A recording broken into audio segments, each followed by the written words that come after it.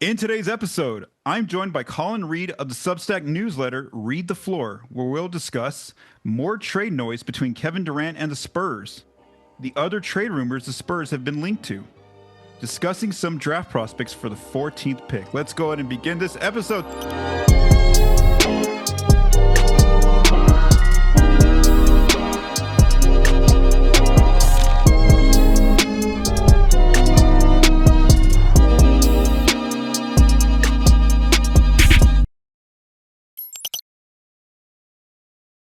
Collin, let's begin with our first topic, which is the latest on Kevin Durant and the Spurs. So this past week, there was some noise regarding KD and the Spurs that has continued to happen. So let's first begin with some of these signs between the Spurs and Kevin Durant. So Shams Charania of ESPN has been very vocal, multiple times on the broadcast and in his tweets and his reporting that the Spurs and Kevin Durant did express interest in joining sides together back during the February trade deadline. Obviously, we know that the deadline went and KD remained on the Suns.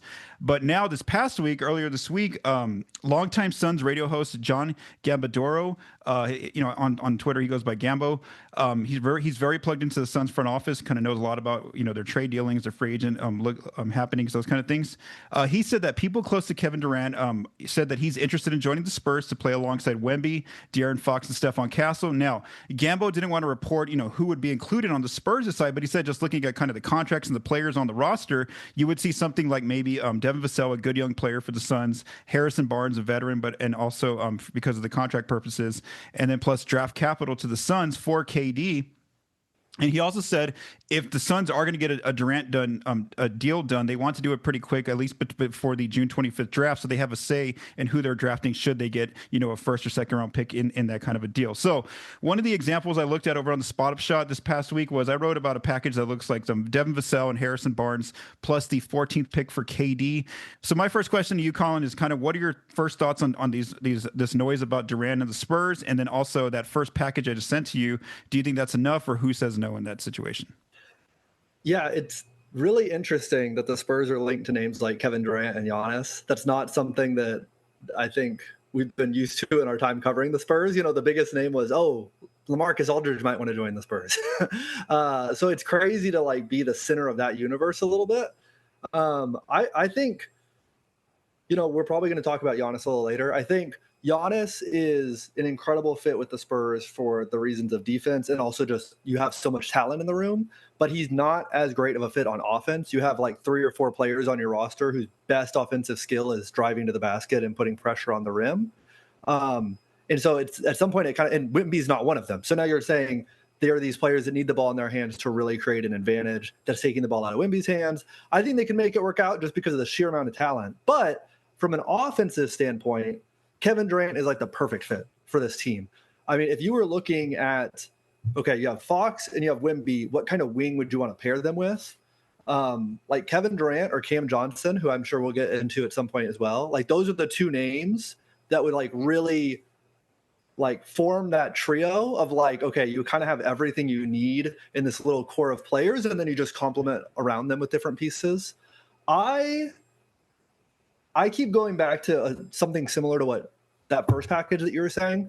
My only concern here is all of a sudden in the 11th hour, an hour or 2 ago from right now when we're recording, yes, we get the reporting that the Raptors are in the game, which my little sidebar, I don't understand why the Raptors are in any of these games. They're not necessarily a contender after any of these players, but that's beside the point. So I think the Spurs might need to include a garbage first or 5 seconds or something on top of this to get it done. Now, personally, for me, I would love if they could keep Barnes and put Keldon in there instead, just because I do think Barnes' shooting is going to be really important as we're starting to see this Spurs roster develop. They need as much shooting as they can get, and Barnes provided a lot of that for them last year. So if they could do Vassell and Keldon, you're able to keep the shooting from Barnes on the roster, which I think would be advantageous. Have you had a chance to mess with the trades? Because I use Spotrax, and they have pretty good systems. And I was in the 24-25 salary cap when I was putting this package together, and I couldn't. Yeah. For them, it was saying that I couldn't put Vassell and Keldon together. From what I was seeing there, were you able to see that somewhere else that it could work with Keldon? I wonder if I was accidentally set on 25-26 because all of them are starting to default to that now, and you have to go in and change it.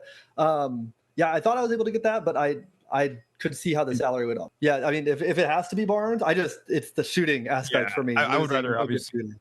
And yeah, for some reason it's weird because I did address this Kevin Durant rumor back in a podcast episode back in April, and it worked then. For some reason, it was even in the 24-25 salary where it said like Vassell and Keldon worked, and you didn't have to put in Barnes. So I think maybe, or even if they have to wait, maybe they agree on the trade and then they they wait to make it in the 25-26 year, which is after July 6th. They could still do something like that. And so yeah, I know you kind of mentioned the second package. The second package is like Keldon, Barnes, and Sohan for the 14th pick. Again, I don't think that's as high of on the Suns' wish list, for a return package for KD. Kind of like what Gambo said in that radio show. I think that they would want a young player like Devin Vassell, and maybe that 14th pick might be enough. Or if they got to go to a few seconds, like you mentioned, I think that gets it done. Something to mention about KD though is from the Spurs' viewpoint that they don't have to look at this as just a 1-year rental. Is that KD is extension eligible right now? So let's just say the Spurs and Suns got a deal done on draft day, then the Spurs, according to Bobby Marks, could sign KD to a 2-year extension for $100 million for 2 years. If they wanted to get, if they wanted to wait, they could wait 6 months and then sign. KD could sign a $124 million extension for 6 months. So, what are your thoughts there? The fact that this doesn't just have to be a 1-year sample with KD. They could actually, the Spurs and KD, if they're interested, they can make this Fox, Wemby, Kevin Durant trio something for like the next 3 years. Yeah, I think a couple of items here, and this is one of the reasons why the Kevin Durant thing is a little bit more appealing than Giannis as well. Giannis is only 30, so it is a big difference there. But I think that Kevin Durant's game is one that's going to age gracefully. I think that the other end of the court defense is where it's probably going to be hit the most as he starts to get older. But, he's never going to be not 7 foot tall while he's in the NBA. He's never not going to have that frame and that shooting ability. So I think, you hear, 3 years and he's already 36 right now. Like, that seems crazy. But I think it's so much easier to pivot in today's NBA now than people realize. I think people look at stuff like the Bradley Beal trade, and that's hard for a number of reasons, the no trade clause and a bunch of other things. And I think sometimes there's a tendency to use the terrible trades that have really locked teams up as the rule, when I think people often forget that so much of the time it's actually very easy to pivot out of these situations. I remember when the Suns signed Chris Paul to the extension after their finals run, people were like, oh my gosh, he's so old. Like, this extension is going to be so bad. And they were able to trade him for value on that contract. So I actually think an extension would be fine. I think that, that's going to make the salary a little tight. But honestly, I think, again, he's just the perfect offensive fit next to Wemby. It's also a player who Wemby said that he's really looked up to growing up and he wants to learn from. So I think that that's important as well. And I think, and I'm sure you've probably gotten into this and that you've been thinking about this as well, just the rumors that we've started to hear about the Spurs trying to make a big swing. Like, I think the Spurs need to be good next year. I don't know what that means. Like, I don't know if that's 500 or playoffs, but not a home team, whatever. They need to be good next year, and they're going to make a push for it without sacrificing all of their future. So I think Kevin Durant kind of fits a lot of the boxes, and I think getting him for 3 years is a really, honestly, I like it. I know that takes him to his 39 or 40 season, depending on what the extension is, opting in, opting out, all that kind of stuff. But I don't think it's as bad for the Spurs as some people might on the surface. Yeah, just to kind of piggyback on what you're saying there, I looked at his his game logs basically, and he played enough last year to get qualified for awards for over 65 games. This year, yes, he did play 62, but that's just 3 shy of the 65 games. Plus, he's on a team where he has no depth, where him and Devin Booker, are basically needed for everything. And so when you're on a team with San Antonio with Wemby, with Fox, who are going to draw so much attention, Stephon Castle, most likely Dylan Harper as well. He's going to still have a big role on the Spurs, but they're not going to be relying on him as much as he's been needed in Phoenix. So I think that's what you said there about. So it's like looking at the fact that he was 36 last year, 35, 36, and he still made all NBA second team. He was an all-star this year. He was an all-star by February still this year. And like I said, he barely missed, making an all NBA team this past season because of his games limit, but he is going to be 37. So that's what I agree with you there, where I think that because of the team he's on, he's not going to be, it's going to be a little bit easier to manage his health situation. And like I said, the last 2 years, he's been relatively healthy. I know that he didn't qualify for awards this year, but he's kind of been there.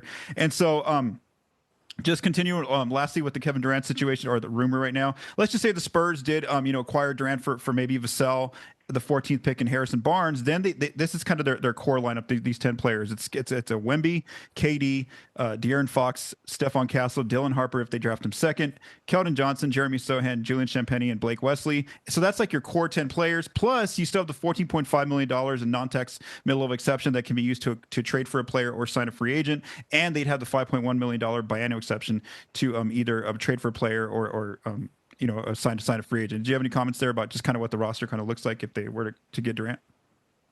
Yeah, I think especially if you're able to manage health with playing Kevin Durant that 60 to 65 games, and then Fox and Wemby the 70 to 75 games, I think to me that's a team whose ceiling, and obviously these things can change a lot. Yeah, but just on paper, you think of something like the 4th seed, right in that range. And sometimes they're so bunched up, like the Rockets got the 2nd seed this year, but they're a game away from the 6th. But I think anywhere from kind of mostly starting a playoff series on the road or hosting a play-in game. So like that 5 to 8 range, I think would be really likely. And, that's kind of just me using the priors of what Wemby was last season. I'm under the impression, though, that, if he's fully healthy, like we very well could get MVP level or sub MVP level Wemby. And if that's what is on this roster with Fox fully healthy, his finger is healed. And now KD has his scoring prowess, but he can kind of be the 3rd option or the get out of jail free card when things bog down. I mean, I think that team has the upside to be really, really good. And I think that that's kind of one of the things people are looking at Kevin Durant's salary and they're looking at his age.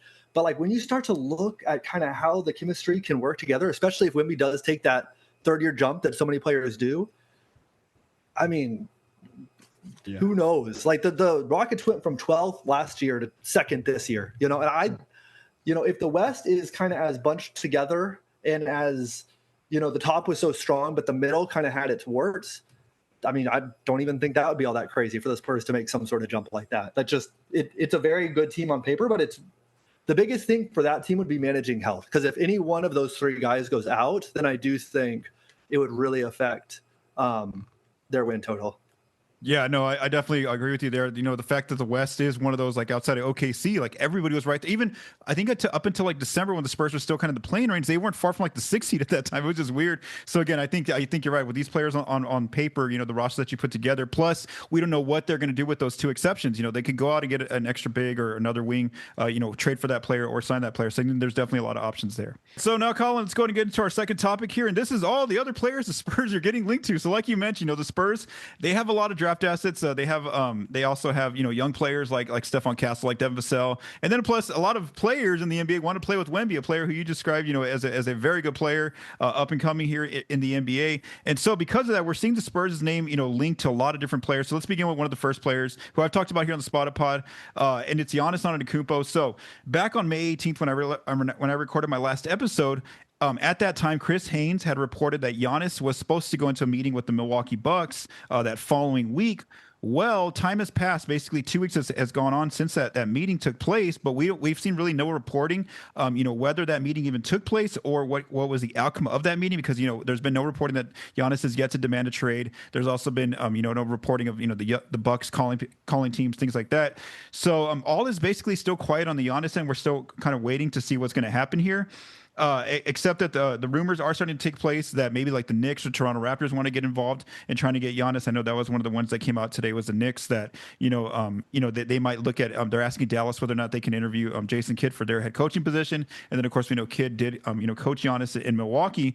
But again, right now it's kind of been quiet on the Giannis end. We're just kind of waiting. Let's just say though, that Giannis does want out and the Spurs do have interest. Here's my baseline, because I've been talking to people, a lot of different Spurs fans, over the past few weeks since this first came out that Giannis might be available.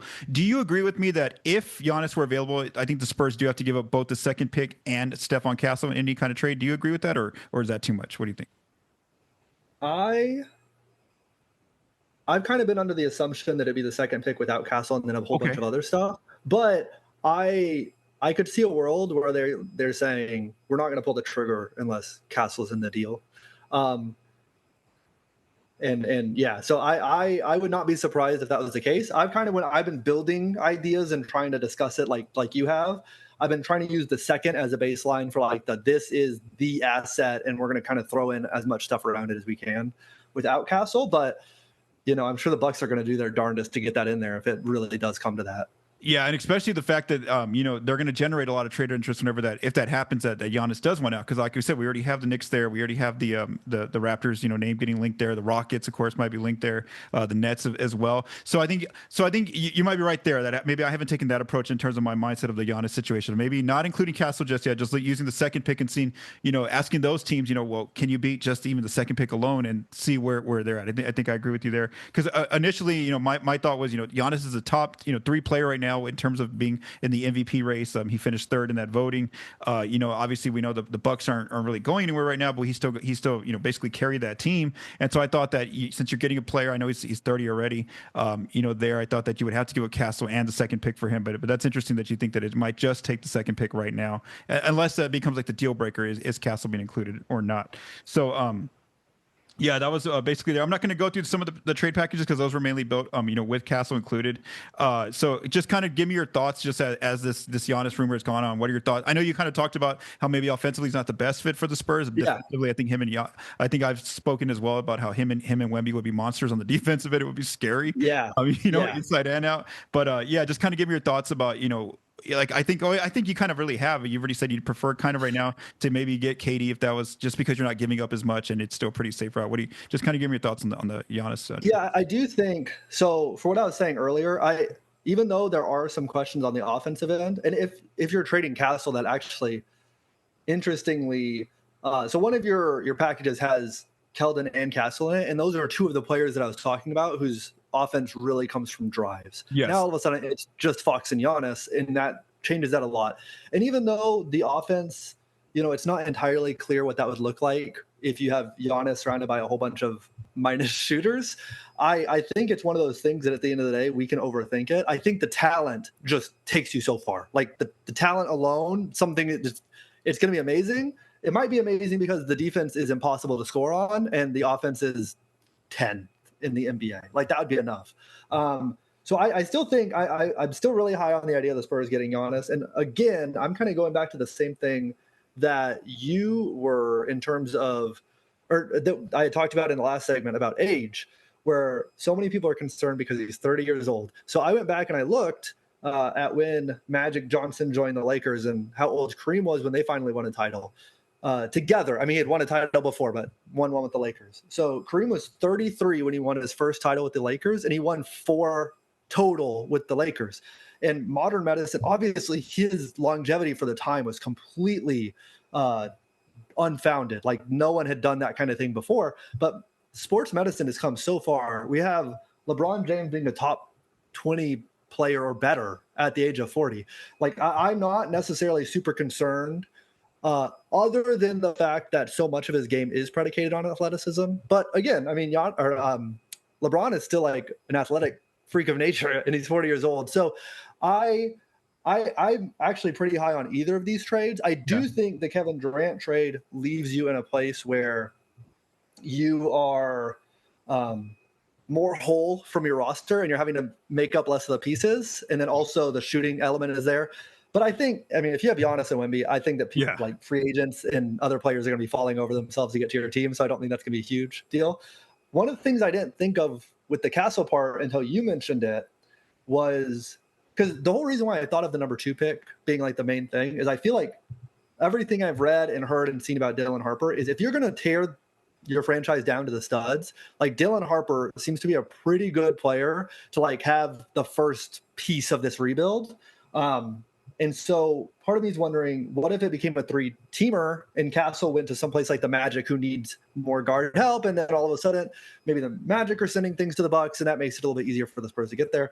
But yeah, I'm high on the Kevin Durant trade because of how the roster would still be pretty whole afterwards, and he fits a lot of the holes that the Spurs have. But I think Giannis and Wemby just covers so much, and it's such a talented core that you could put 3 random regular people around them, and they probably still win NBA games. Yeah. So okay.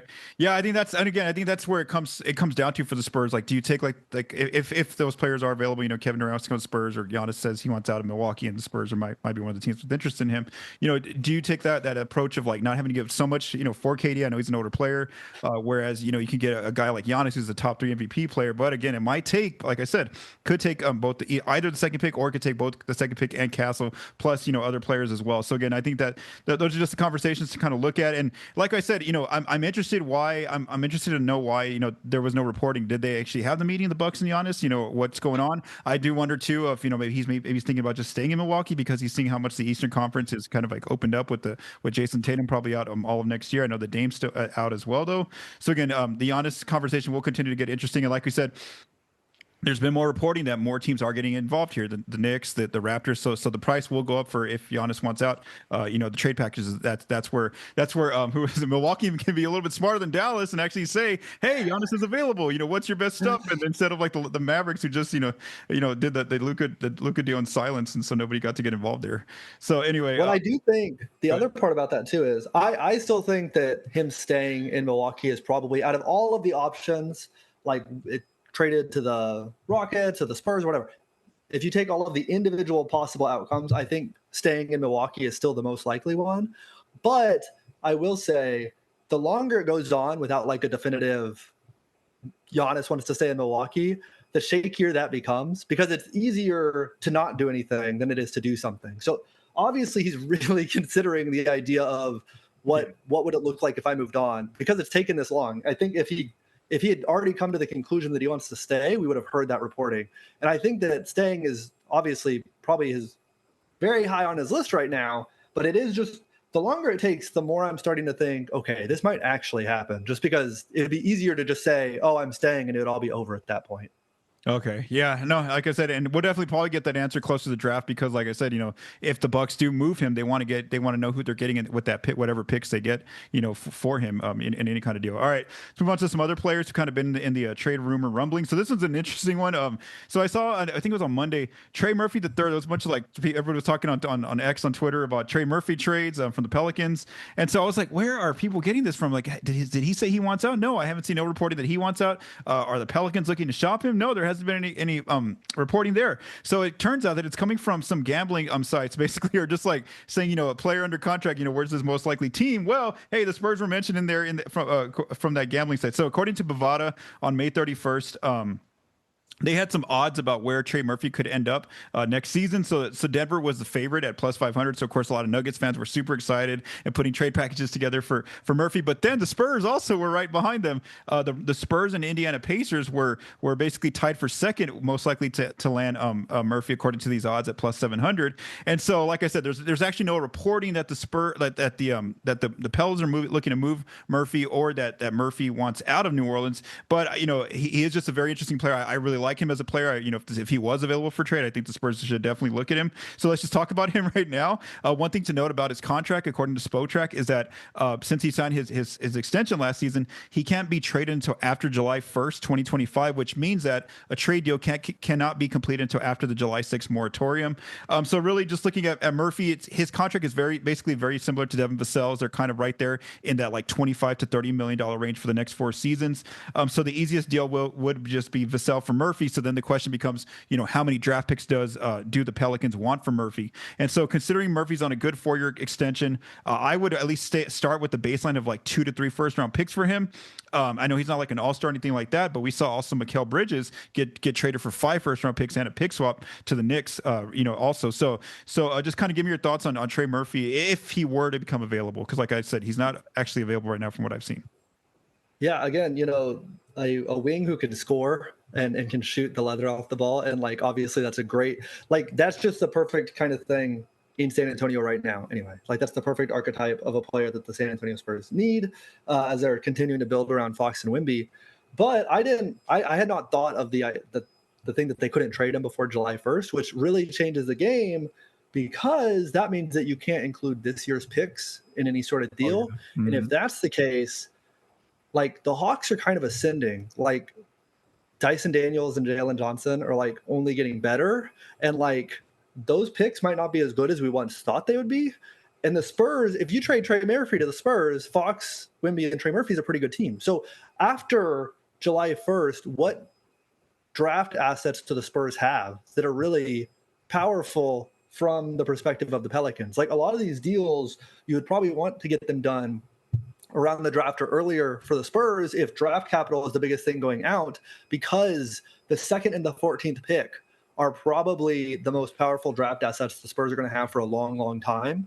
There is that 2030 swap that is starting to get a whole bunch of players involved, and I'm probably going to bring that one up in the next player that we talk about. But I mean, if you have to wait till July 1st, I just don't even know if they can that the picks just don't look as appealing to me. I think another team could come in and make a more appealing offer at that point. What do you like I said, we're not going to spend too much time on Murphy because, like I said, there's actually been no reporting that he's even available. But what do you think is the limit for the Spurs in terms of either amount of first round picks or swaps? Like for me, I think it's like 3 first, or actually I feel like that's too much still. I think it's maybe 2 like max. Like I don't know. Yeah, and I think the fact that we and it's hard to keep track sometimes of like, was this reported by a real place or did I just see this randomly on Twitter? But I feel like I'd seen something connecting the Spurs to Cam Johnson at some point. Mm-hmm. And like, because we already have that out there, it's like, well, if the price is going to be 3 first, at some point it's like, do the Spurs just go down other avenues where they get a player who's 90% of Trey Murphy? And that still fits their need. But yeah, 3 firsts, it is kind of hard if it's not a player that's like I just, yeah, that starts to get hard. The swaps, because now you're really tying up your draft capital. But Trey Murphy would be a player that'd be really easy to move too. So that's not necessarily as big of a problem. I don't know. It's hard now that I'm thinking about the July 1st thing, though. It's just hard for me to even see a pathway to a deal getting done without like a Mikal Bridges type thing, where it's like, a bunch of first round picks, but they're bad first round picks. But that just hamstrings the Spurs so much for just Trey Murphy at that point. And he's a great player, but I think they want to, like, if they're going to take a big swing, they either want it to be for like a big superstar or big star at this point in Kevin Durant, or multiple players that can really help them right now. I don't know if they want to take their big swing and they're walking away with Trey Murphy and now they don't really have the capital to make another move after that. Yeah, no, for sure. And so let's just move on to that player who you're talking about, who I did write about back in February. Right at the trade deadline, we know Cam Johnson has been available by the Nets, and so now that the the draft's coming up, his salary for this year is still $22.5 million before the draft. So the Nets reportedly, there's been some reporting recently that they do want a top 10 pick for him, in this draft. And so I don't know if 14 and like Keldon Johnson and Harrison Barnes is or Harrison Barnes is enough. Is like basically 14 enough, or or can you do, like you said, can you do a 14 and a pick swap for Cam Johnson? So what are I know you said you like him for the Spurs. What are your thoughts on Cam Johnson? Yeah, I think, again, a big wing who can shoot and then also can defend. Great fit for the Spurs. The whole idea of movement shooter too. I think sometimes we can get so bogged down in, this guy has a high 3-point percentage, but you can leave out the context of how they're doing it.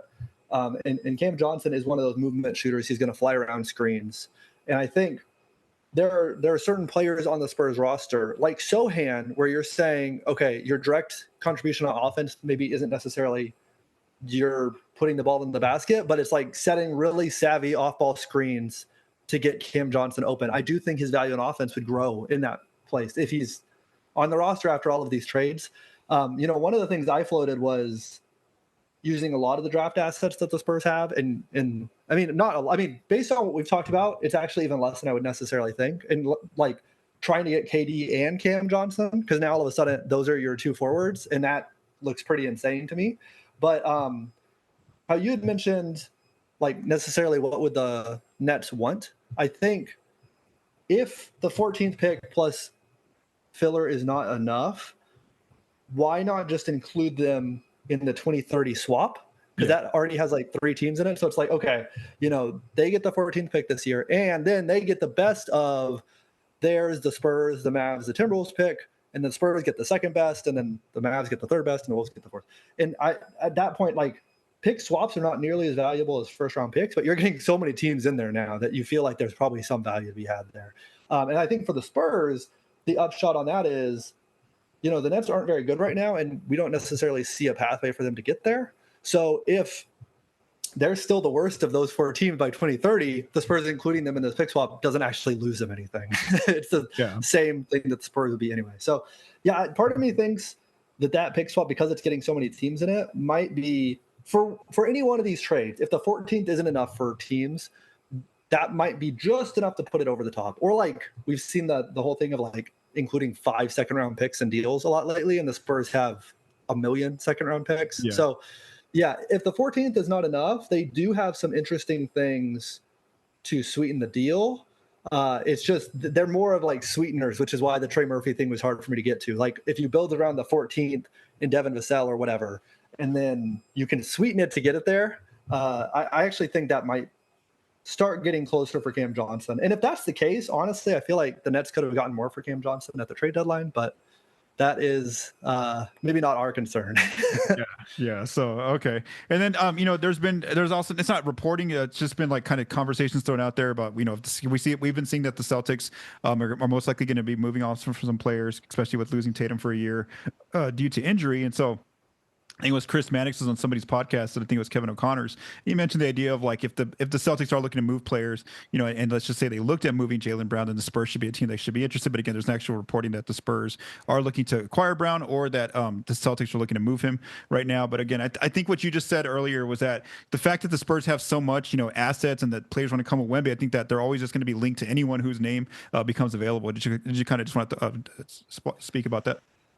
Yeah, and so I guess the one change that I would make to my point of it's going to be harder for the Spurs to make a trade involving draft capital after July 1st is, unless there's some other thing in the deal that the Spurs are getting back, I would not include the second pick for Trey Murphy, for instance.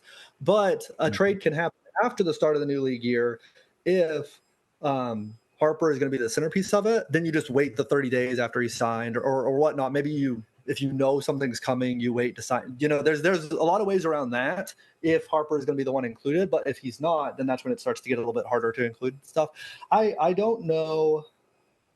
Jaylen Brown came so much out of left field that these 4 names that we've already talked about, like, have been easy to like really analyze, and now it's like, oh my gosh, there's like 12 names I need to keep track of. Yeah, that's why I need to build a package for him, because like it's like I don't know how much of that is real. Let's just wait. And Celtics really gonna. I think if anyone's gonna move from the Celtics, it's gonna be players like Drew Holiday, like Kristaps Porzingis. At worst, Derek White. If they really want to move somebody, which I know they want to keep Derek, they really like him, but again. They really have to do deals. I think those are kind of players before Jaylen Brown. Again, I don't think that they're going to move on from one of their cornerstone players foundation. Yeah, I think Brown is kind of like splitting the middle of the idea of the Giannis trade and the KD trade, but in like the worst way. Like I think the Giannis trade is the idea of you're maybe giving up a lot in the current to just make your roster super talented. And the KD trade is you're giving up less, but you're getting star power on your team. And Jaylen Brown is kind of the middle ground. And I don't think the middle ground is worth it for the Spurs at this point. Okay. Yeah, no, I agree with you there. All right. So now moving on to our final topic, let's go ahead and discuss some prospects at the 14th pick range for the Spurs. So before we go into the 14th pick, I want to bring up the second pick.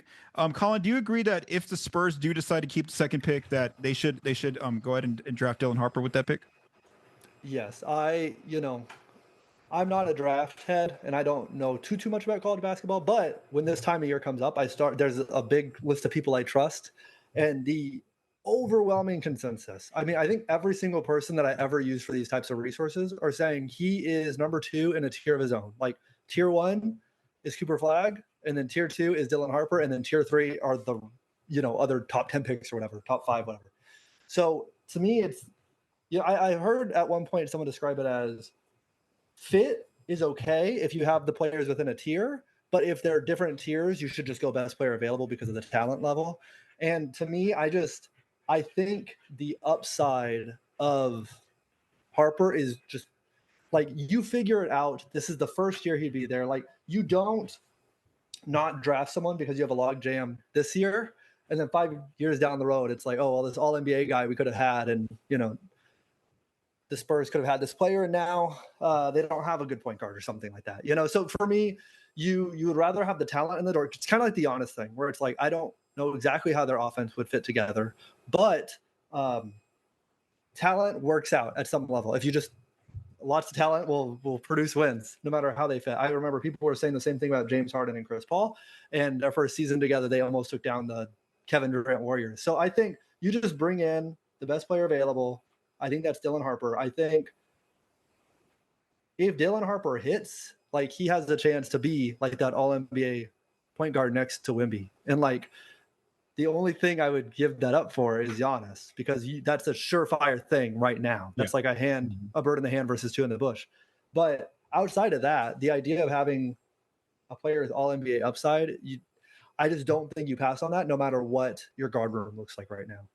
Okay, and then I haven't brought him up yet, Ace Bailey. So I just want to talk about him because I know that on lottery night, I saw that the Spurs got the number 2 pick, and like you, I'm not really plugged into college game, but I do so I also read people that I trust in the scouting world. Plus, I like to watch my own film around this time of the year, and I finally had time to go back and look at Ace Bailey, and I'm kind of glad that I kind of backed off right away from him and just decided Harper is the second best pick. So just to kind of describe, I wrote about him from one of my scouting reports. 6'9" forward out of Rutgers, for me, on offense plays a lot more like Rudy Gay. I know that people have like more T-Mac kind of comparisons and more like Rudy Gay, Michael Porter Jr. kind of play for me. Just goes to the mid-range jumper a lot, likes to go inside against and he takes a lot of contested shots. He can also shoot the 3 ball as well. He definitely has a lot of length on defense, but from what I saw, Rutgers never put him like on the primary defensive matchups, so he was more so like a help defender. Weaknesses I saw in the tape was turnovers, lack of playmaking for teammates, and then just getting by defenders at the NBA level. I think it's going to be very difficult for him. A lot of times he tries to take someone off the dribble, and at the college level, he couldn't get by a lot of those players, so he would end up taking contested 15, 17 footers or going into the post and doing like turnaround shots, which are very difficult at the NBA level. And then on defense as well. Again, he wasn't the key defender, point of attack defender for Rutgers. They wanted him on corner shooters and things like that. So obviously he wasn't trustworthy there as well. So again, I think that kind of what you said is that I think Harper is the second best pick that you can take, and so I think that the Spurs should stay away from Bailey there, who's supposed to go third, possibly to Philadelphia. But now let's get into some prospects in the 14th pick range. So I've scouted 2 prospects recently. One of the players I was intrigued by was Thomas Sorber from I don't even remember what he played. Anyway, Georgetown. Yeah, he's from Georgetown. So his mock average is a little bit higher. He's at 19.2 from my last draft board. And so basically, that's a little early to take him with the 14th pick. However, 2 mocks did have him going 14. So he's basically a 6'10" center with a lot of length out of Georgetown. He's gonna bring you rim protection. He's like a drop, kind of big, some rebounding. Offensively, he's kind of developing in that area. He's pretty good at setting picks and rolling. That's kind of his game, working in the short roll, has good hands, good feel for the game. Kind of still learning how to work in the post. It's going to be a lot harder for him, I think, in the NBA, trying to get post-up opportunities and finishing. And then also outside shooting is a concern. He only shot 16% from 3. Just like his hitch and like his release look a little bit slower at the NBA at that level. And so, I think that if the Spurs do want like a good defensive big on, in their backline defense, basically a player behind Wemby, I think Sorber would be a pretty good pick. However, I don't think they should take him with 14. I think they should try to trade back to like 18 to 24 pick range. I think he'll still be there in the draft. So again, I do like Sorber if he's going to bring you like that rebounding, that defensive rim help when Wemby sits. But again, I don't think they should take him at 14. Another player I scouted was Egor Demin, 6'9" point guard out of BYU. So when I say 6'9" point guard, he's literally a point guard. Like I thought, like, because for me, like you said, like you and I, we don't watch the college games. So for me, I'm going off their heights, the players. I'm looking at a lot of bigs right now and forwards. And I thought, okay, this guy might, yes, he plays point, but he might do some other stuff. No, he's literally a point guard. He runs all of BYU's offense basically. And he's really good. I'm not saying he's bad. He's got excellent floor vision, a really good feel for the game, knows how to set up an offense, just a maestro, like in the pick and roll game. And then on defense, he's not like a point of attack defender either. He's more so he guards like 3s and 4s because of his height and his length, but he's not guarding like the primary ball handlers. And so look, my concerns for him too at the NBA level are just speed. He has a tough time not being able to get downhill if he doesn't have like a pick set for him. And then being off the ball, a lot of times when I was watching his games, I'm like, what does he do? Like he kind of just floats around the perimeter. He's not quite a great shooter just yet. I think he shot 27%. So for me, and a lot of draft experts, their comps were Josh Giddey. That's kind of what I saw from him as well. But for me, he's like a little bit slower than Giddey because Giddey's at least like 6'8". He's like he's closer to 6'9".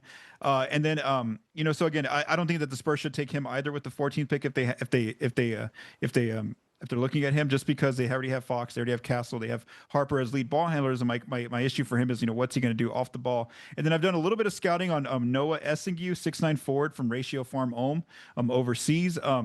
However, he started to move up in the mocks where he's actually moving up into the top 10 right now. And so, he's from what I saw early on in the tape, he's a good wing defender. His offense is also still developing, but he's been having some big games overseas in their playoff system over there. But again, I think that he's probably going to be out of the Spurs' range at 14th because right now his mock average is at 11th. And then some players I'm still going to kind of look at are Derek Queen. He's starting to fall a little bit. So right now his mock average is 13th. He could be there at 14th. Carter Bryant, 15th. He's a forward out of Arizona. Asa Newell has a mock average of 16th. I'm going to be doing some scouting on him. And then one of the players I'm intrigued by if he falls is Kaman Malawak out of Duke. Right now, his mock average is 10.7. I know that Kevin O'Connor had him falling to 14 to the Spurs, but most other mocks have him basically going in the top 10. But if he slips, I think that he would be a really good get for the Spurs at 14th. But again, I think he'd really have to slip. Do you have any prospects in mind there at the 14th pick? Yeah, so my hot prospect take, I don't have any info or anything, but my gut tells me that the Spurs aren't making the 14th pick at the draft. But one player that has kind of intrigued me, I've watched like videos where people break down players' games and such. I've seen Colin Murray-Boyles kind of all over the mock drafts, but some of the like really smart draft guys that I follow like really like him a lot. And so I think there might be some value there at 14. There's some mock drafts. Like I just pulled up a random one to try to see if I'm even crazy to mention him. And this one had him at 20. So like, I don't really quite know, but a lot of smart people that I follow are really, really high on him. But yeah, to me, I actually, I'm actually kind of operating under the assumption that they don't use that pick, but I could be proven wrong. Based on all of the smoke we have out there, that's my gut. Yeah. But yeah, I think, and the other thing is you talked about Demin. The one thing that kind of spooked me when you said that was that Nikola Topic hasn't even played for the Oklahoma City Thunder yet.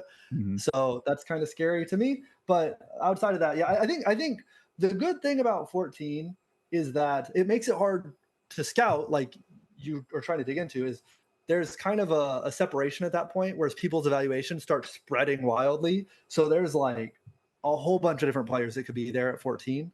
But I think that also means there could be some really good value on the board if the Spurs do make the pick. But I imagine that pick is going to be in someone else's hands by the time it gets made. So, yeah, so you don't understand. Every time I'm watching one of these guys' games, and I watch like 3 to 4 of their games, right? And that's in the back of my mind the whole time. It's like, what am I doing? They're going to trade this pick. So Sorber, I don't feel as bad because, like I said, I think if they do take him, they're trading back or like getting, something like, it's a situation like that. Again, I don't think they go for you, but yeah, that's why as with these prospects, so I was like with like Dylan Harper, I definitely want to watch a lot of his games because like I knew for sure he's probably going to end up at the Spurs if he doesn't get traded to the Bucks for Giannis. But the other players, that I've been watching it, like I have that in the back of my mind the entire time. It's like, man, they're probably going to end up, especially like this latest one with the Kevin Durant rumor this week. It's like, why did I spend so much time scouting these guys at 14? Like it's probably not going to be there. So I'm doing my due diligence just to kind of have it at some players, but. For me too, like I kind of want to go more into players in like the 20s range and just kind of in case they do trade back, because like you said, we've seen the history of general manager Brian Wright. He's been more active as a GM with Spurs trades. I mean, that's something we're not used to over the years. But yeah, Brian Wright has been very active. We saw them do that last year when they had 4 and 8, and they traded the second pick to Minnesota. So yeah, like that's the thing. And plus like. They have a pretty full roster coming back. They don't have a lot of spots, and unless it's a player who's going to really, address a position of need, then it's going to be hard for one of these two rookies to get some playing time. I know Harper will obviously because he's the number 2 pick, but another player maybe in the 14th pick may not get that much playing time with players who are established already on this roster. Do you think though that I'm doing the right thing in terms of scouting like forwards and like bigs there? It's kind of the right mindset, not looking at too many guards right now. Yeah, I like the idea of kind of toolsy wings for the Spurs. Like that's what we've been discussing for some of these trades.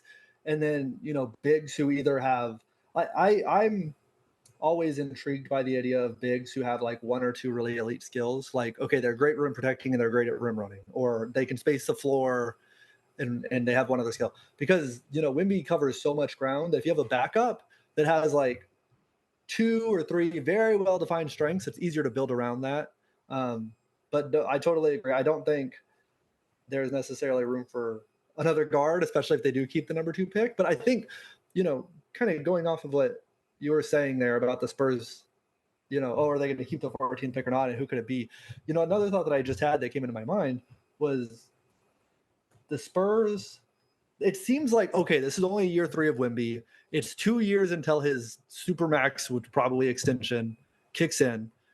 But they can't afford, like, if the idea is trading the 14th pick for Kevin Durant or picking a player and that pick just totally whiffs, like, that's not. And how long does it take a player who's the 14th pick in the draft to develop into someone who can contribute on this team? And so I think Dylan Harper is different because you can look at him and you can say he's going to contribute day one. Yeah. He's going to bring something to the floor day one. But if the Spurs make the 14th pick and this is not a guy who's ready to play, like, they do need to put something competitive around Wemby, again, without mortgaging the future. But do they really have the time to wait 3 years? Oh, and this guy, he's not really all that good, versus bringing someone in who can give them on-court value today. And that's kind of the other part of the reason why I think 14 might be going out the door. Okay. Yeah, no, I agree with you too. So yeah, like I'm going to keep looking at, I'll keep writing some scouting reports on players, but yeah, I'm very much in the back of my mind. I'm thinking like they're probably going to end up trading this pick most likely. So